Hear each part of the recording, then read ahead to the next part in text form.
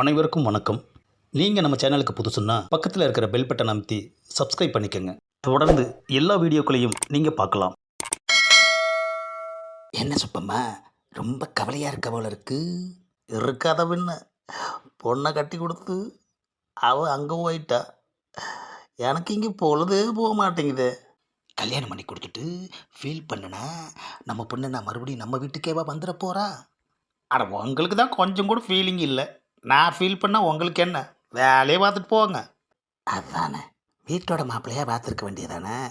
வீட்டோட மாப்பிள்ளையை பார்த்துருந்தா உங்களுக்கு தான் கஷ்டம். என்னது, எனக்கு கஷ்டமா? அட ஒரு டிக்கெட்டுக்கு எக்ஸ்ட்ரா சமைக்கணும் இல்லை, அதை சொன்னேன்.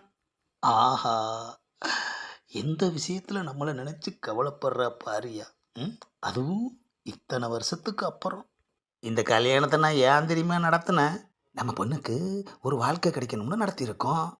அது ஒரு காரணம். இன்னொரு முக்கிய காரணம் என்ன தெரியுமா? நம்ம பொண்ணை நேரில் பார்க்காம போட்டோவில் பார்த்தது போதும்னு சொல்லிட்டு மாப்பிள்ளை எவ்வளோ கெத்தாக போனார். ஆமாம், இப்போ அதுக்கு என்ன? அட அது மட்டுமா, அவங்க வேலையை அவங்கவுங்க செய்யணும்னு சொல்லாரு பாருங்க, அதுவும் ஒரு காரணம்.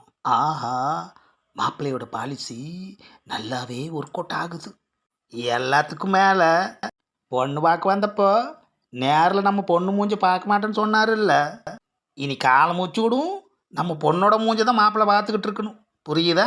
அதுக்குத்தான். ஆஹா, சபதம் ஆரம்பமாயிடுச்சு. அவங்கவுங்க வேலையை அவங்கவுங்க செய்யணுமாக்கும். இப்போ தெரியும் அங்கே யார் வேலையை யார் செய்கிறான்னு. ஆஹா, சுப்பம்மா என்ன படுத்துகிற மாதிரி அங்கே மாப்பிள்ளை ரகுவை கௌரி படுத்துவா போல இருக்கு. ஆனால் புரோக்கர் அப்படிலாம் சொல்லலையே. மாப்பிள்ளை ரொம்ப ஸ்ட்ரைட் ஃபார்வர்டுன்னு சொன்னாங்களே. என்ன நடக்குதுன்னு பார்ப்போம். மாப்பிள்ளை ஜெயிக்கிறாரா இல்லை கௌரி ஜெயிக்கிறாளான்னு கூடிய சீக்கிரமே தெரிஞ்சிடும். என்ன மனசுக்குள்ளேயே புலம்பிகிட்டு இருக்கீங்க? நம்ம பொண்ணு கௌரியை நினச்சேன், புலம்புனேன், அவ்வளோதான். அட அவளை நினச்சி நீங்கள் எதுக்கு புலம்புறீங்க? இந்நேரம் நம்ம மாப்பிள்ளை ரகுலாம் புலம்பிக்கிட்டு இருப்பாரு. அதையும் தான் பார்த்துருவோமே சுப்பம்மா. அட எல்லாத்தையும் பார்க்குறதுலேயே உரியா இருங்க. போய் சமையலை பண்ணுங்க. எதுவும் பேச முடியல, ஒரு திட்டவும் முடியலையா. கல்யாணம் ஆனதுலேருந்து இன்ன வரைக்கும் குனிஞ்சு போயே கூணு உருந்தும் போல இருக்கு. பணிஞ்சு பேசியே வாய் ஊனமாயிரும் போல இருக்கு. இவளை எய்த்து பேசுகிற தைரியம் எனக்கு என்னைக்கு வரப்போகுதோ. டேய் சிவராமா, கூடிய சீக்கிரமே உன் மாப்பிள்ளை மூலமாக உனக்கு அந்த தைரியம் வரும். நானும் அப்படித்தான் நினச்சிக்கிட்டு இருக்கேன். சரி, அது வர்றப்ப வரட்டும்.